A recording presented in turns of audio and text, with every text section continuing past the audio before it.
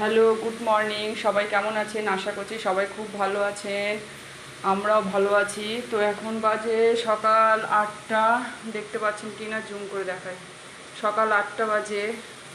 তো রান্না বান্না মোটামুটি আমার কমপ্লিট। কি কি রান্না করলাম চলেন একটু আপনাদের সঙ্গে শেয়ার করি।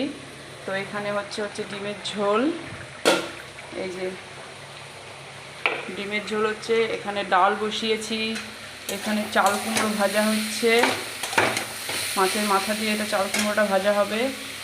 আর এদিকে যে ডালের মধ্যে সজনা দিব, সজনা কেটে রেখেছি। আর মাছের ঝোল অলরেডি হয়ে গেছে। আর এখানে ভাত হয়ে গেছে।